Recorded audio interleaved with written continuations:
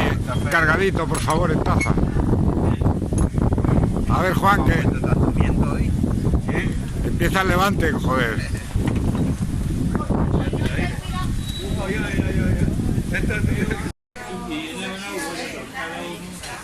Ay, Fernando. Come, come.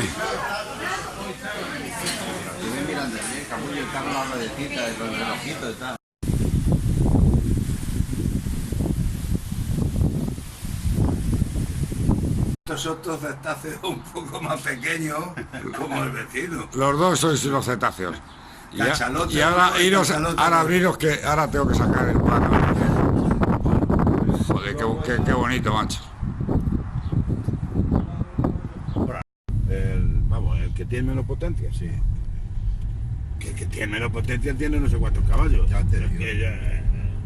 Voy a llevar una banda sonora cojonuda del Peñón de Gibraltar. Tendrá tropecientos. Aquí está grabando un vídeo.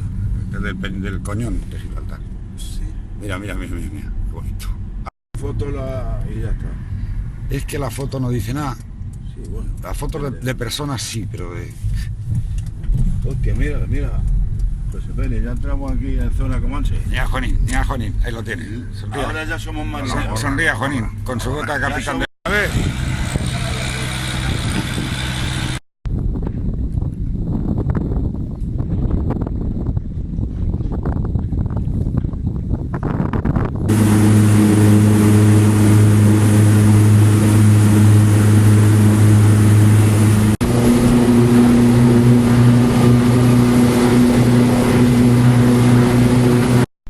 Not far down from paradise, at least it's not for me.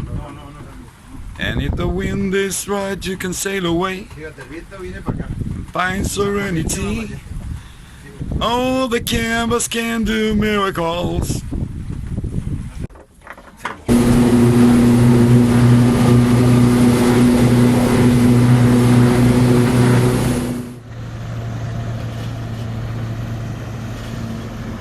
Carlos, ¿eso qué es? Para marcar el recorrido, ¿no? Que irán a hacer una regatita o algo. Claro, eso era... Bueno, Pato. Qué bonito los veleros. Joder, qué grandes son. Estos salían en Soto Grande, no en Algeciras, de la línea. Esos han salido de la línea.